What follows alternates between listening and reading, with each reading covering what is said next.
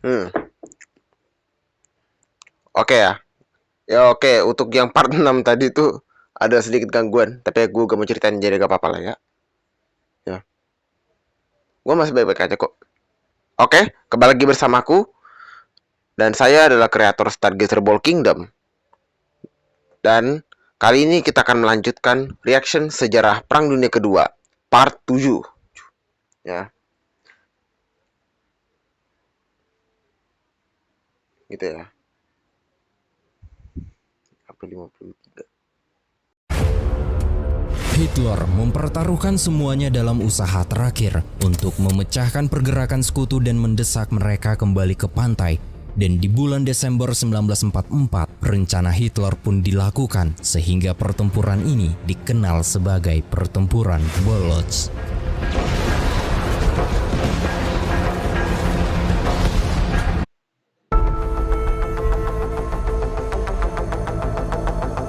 Civilization of Silas. Bukan perang tuh.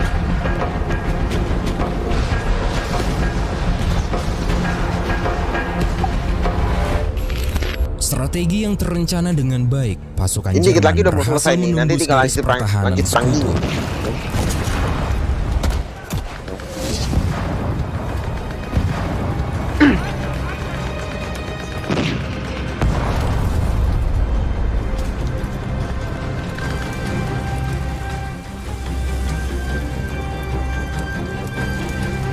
America first. Weh, ada tulisannya. Serangan ini mengakibatkan pasukan sekutu terdesak dan dipukul mundur ke belakang, meninggalkan wilayah yang mereka kuasai sebelumnya. Kemudian pasukan Jerman dengan kecepatan penuh terus bergerak maju tanpa henti. Dalam waktu singkat, mereka berhasil menempuh jarak 80 km ke Belgia. German tanks, some of them backed up by infantry, are striking deeper into Belgium today. The German offensive still is mounting and has not yet reached its climax. This morning, the German attack continues in undiminished strength. The situation is still grave. Mengetahui pasukan Nazi Jerman semakin mendekati Belgia, Amerika Serikat langsung mengerahkan pasukannya untuk menghadang pasukan Jerman. Di antara pasukan Amerika, mereka membagi beberapa kelompok. Pasukan Amerika yang berkulit hitam dikelompokkan di bagian satuan tank, dan pasukan kulit putih diberi tugas sebagai pasukan pengubom melalui udara. Setelah pembagian kelompok, pasukan sekutu mulai menjalankan misinya. Di tengah cuaca yang buruk membuat pergerakan pasukan sekutu terhambat. Tank-tank yang mereka gunakan tergelincir di perdesaan. Ya, pakai gelincir segala. Setelah pasukan sekutu berhasil keluar dari perdesaan, mereka mulai melewati area terbuka. Sementara itu, pasukan Nazi yang berada di tengah hutan terus bergerak maju. Dan pada akhirnya mereka sampai di area terbuka, di mana pada saat itu pasukan sekutu berada di area tersebut, sehingga pertempuran pun terjadi.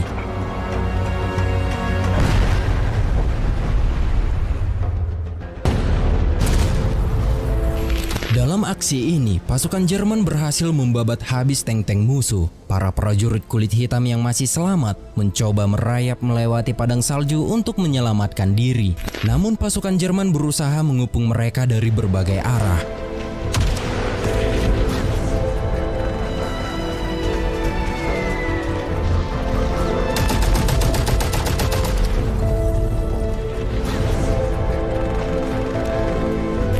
Dalam kondisi yang sangat sulit, para prajurit kulit hitam ini terus berjuang untuk bertahan hidup dan menghindari penangkapan musuh.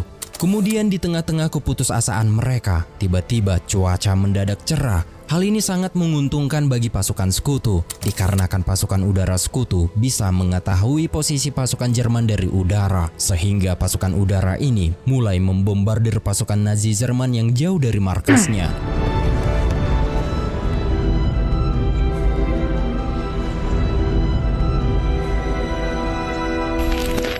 Hasil dari peristiwa ini, pasukan Nazi mulai terpukul mentalnya dan menyatakan menyerah terhadap pasukan sekutu. Hal ini menandai dari keruntuhan pasukan Jerman di akhir tahun 1944. And the huge roundup of beaten Nazis left behind continues.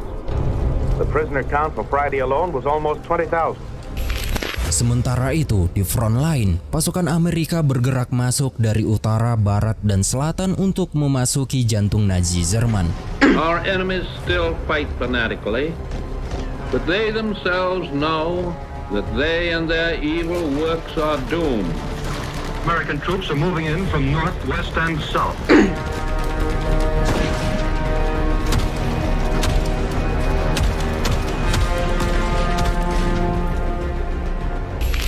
Hasil dari peperangan yang berlangsung di tahun 1944, akhirnya pasukan sekutu berhasil membuka jalan dan memasuki beberapa wilayah yang dipenuhi oleh pasukan Jerman. Meskipun menghadapi perlawanan sengit, pasukan sekutu terus maju dengan determinasi yang tinggi, dan setiap langkah mereka mendekatkan mereka pada tujuan akhir, yaitu merebut Berlin.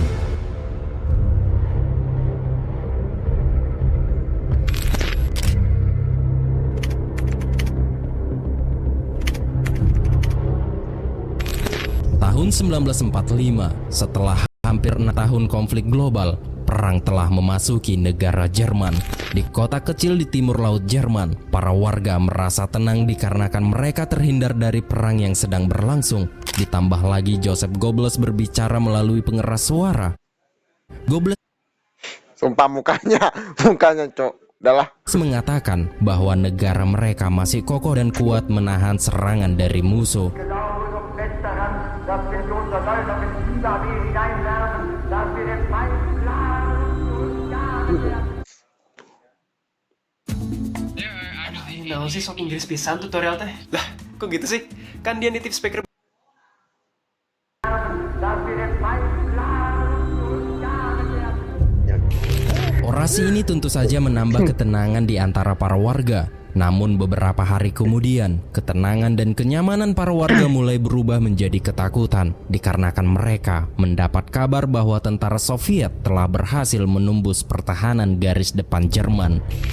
Di siang harinya, para warga mendengar deru rombongan tank. Awalnya, para warga merasa sedikit lega karena mereka menganggap mereka mendapat perlindungan dari para prajurit Jerman. Namun ternyata, tank-tank itu bukanlah tank Jerman, melainkan tank Uni Soviet yang akan membumi hanguskan kota tersebut. Here's the latest news on the war in Europe. Another day of spectacular gains for the Red Army. Marshal Zhukov is pouring thousands of tanks, guns, and men inside Germany. Melihat puluhan pasukan Soviet berdatangan, para warga mulai kehilangan segala makna sebagai manusia dan hanya tersisa satu hal, yaitu hasrat untuk bertahan hidup. Sebagian para warga berusaha kabur dengan menaiki truk tentara, sedangkan yang tidak sempat naik ke truk berusaha kabur dengan cara mereka sendiri. Kebanyakan pasukan Soviet yang punya rasa dendam mulai menjadikan perang ini menjadi urusan pribadi. Salah satunya komandan peleton bernama Leonid Rosenberg. Dalam wawancaranya, ia menjelaskan tentang isi perasaannya pada saat itu. Ненависти. Жгучее это чувство ненависти. Мама, мой брат, сестренка была застрелена немцами. Kini pasukan Soviet yang berada di kota tersebut mulai menangkap prajurit Jerman yang sudah tak berdaya, dan kemudian mereka mulai melangkah menuju Berlin. Akibat banyaknya militer Jerman yang sudah menyerah di perbatasan pertahanan Jerman, Hitler mulai menyusun strategi. Hitler memberi perintah khusus untuk mempertahankan tanah air mereka. Hitler menjadikan warga sipil yang terdiri dari pria lansia, wanita, dan anak-anak sekolah sebagai prajurit pertahanan terakhir Berlin. Dan prajurit ini dikenal sebagai tentara Volkssturm. Volkssturm atau Volkswagen? Volkssturm atau Volkswagen? Und sprecht mir nach. Ich gelobe, dass ich für meine Heimat tapfer kämpfen und lieber sterben werde, als die Freiheit meines Volkes preiszugeben. Männer des Berliner Volkssturms, niemals vor den Feinden streichen, die Flagge zu streichen und feige kapitulieren. Di antara ratusan tentara Volkssturm terdapat seorang anak berumur 15 tahun bernama Hans Murchberg. Hans dan rekan-rekan seumurnya langsung mendapat dorongan jiwa semangat patriotisme dari Hitler.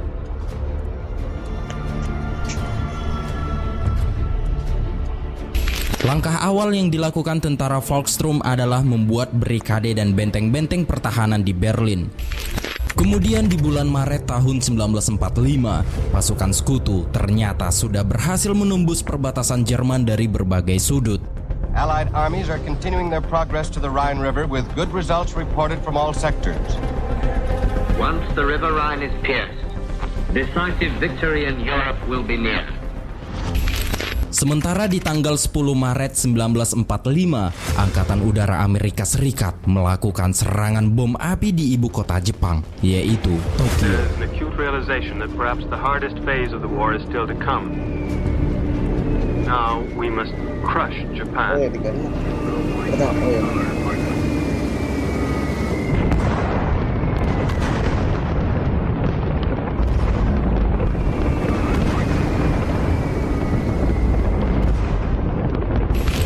Serangan udara ini dikenal dengan serangan udara Tokyo Raya di Jepang. Bom yang dijatuhkan dari 279 pesawat pengebom berat jenis Boeing B-29 Super Fortress membakar sebagian besar wilayah timur Tokyo. Lebih dari 90.000 orang Jepang tewas, kebanyakan diantaranya adalah warga sipil dan sejuta orang kehilangan rumah, sehingga pengeboman ini menjadi serangan udara paling merusak dalam sejarah manusia selama perang berlangsung.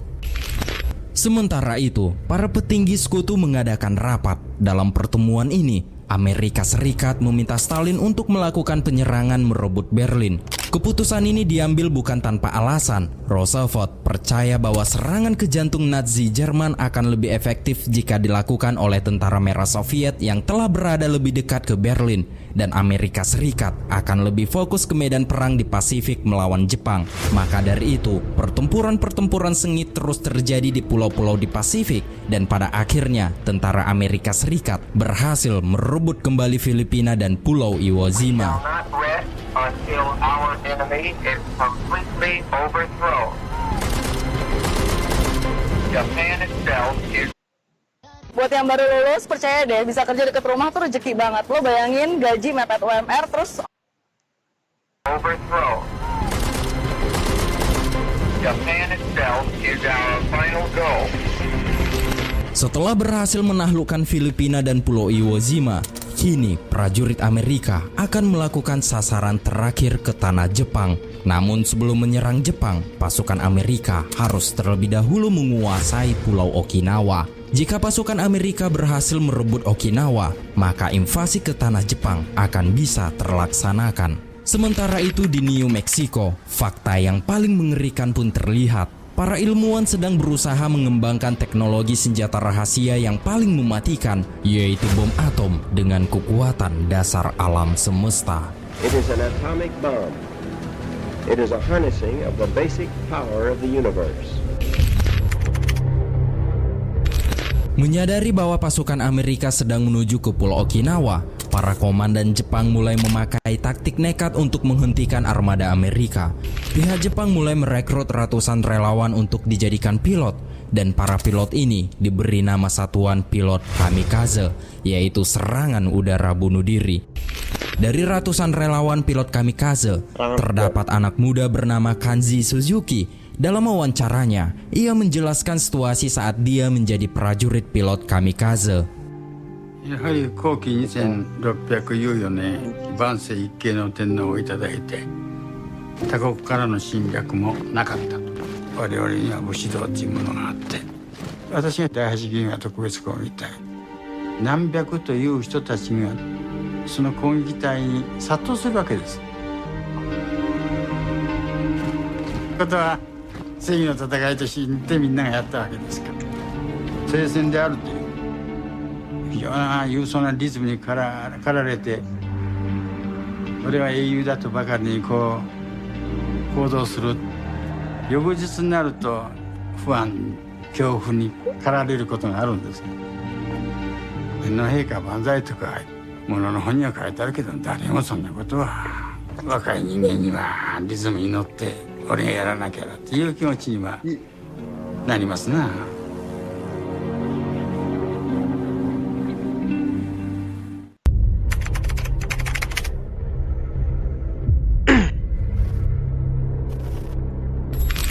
Bulan April tahun 1945, di tengah Samudra Pasifik, pasukan armada Amerika yang sedang bersantai menikmati perjalanan menuju Pulau Okinawa, tiba-tiba mereka dikejutkan dengan serangan udara kamikaze. Suara tembakan artileri mulai menggema menembus langit. Ledakan demi ledakan menghantam udara, mencoba menumbangkan pesawat-pesawat kamikaze. Beberapa pesawat kamikaze berhasil ditembak jatuh. Wush, sampai meledak tuh.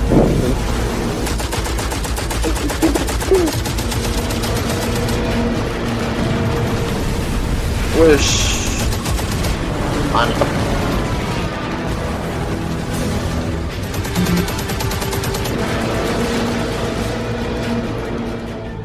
Namun pesawat kamikaze yang berhasil lolos dari hujan peluru mulai mendekat ke armada Amerika dengan kecepatan tinggi dan langsung menungkik menghantam kapal laut Amerika. Astagfirullah.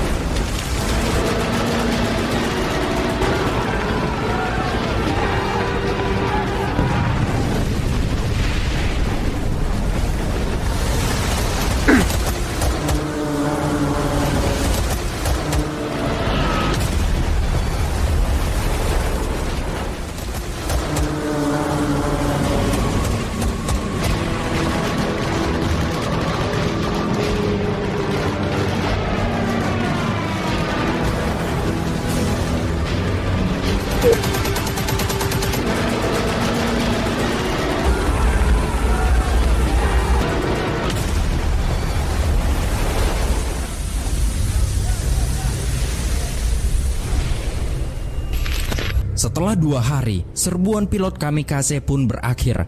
Hasil dari serangan kamikaze menggelamkan 6 kapal dan merusak 18 lainnya dan juga menewaskan kurang lebih 350 awak Amerika Serikat. Kemudian pasukan Amerika mengamati di setiap gelombang ombak laut untuk memastikan bahwa pilot kamikaze tidak ada yang selamat dari aksi bunuh diri itu. Namun mereka menemukan salah satu pilot kamikaze, yaitu Kanji Suzuki, yang masih hidup terombang-ambing di lautan. Pertempuran antara pilot kamikaze dan armada laut Amerika pun telah berakhir, namun pertempuran Okinawa pun akan berlanjut. Besok ada presentasi tapi slide-nya belum jadi sama sekali. Tenang, aku punya triknya biar bisa bikin PPT dalam hitungan detik. Pertempuran Okinawa pun akan berlanjut. Sementara itu di Eropa, pasukan sekutu sudah menduduki beberapa kota penting di negara Hitler. The Americans captured Cologne today. It's a city of rubble and devastation. And right now the German garrison is in full flight along the west bank of the Rhine. The United States forces has entered the Nazi city of Nuremberg, while Russian airborne troops have landed within 23 miles east of Berlin. East and west have met near the German town of Torgau. Nazi Germany has been split clean in half. Oke, untuk part 7 sampai di sini dulu videonya ya.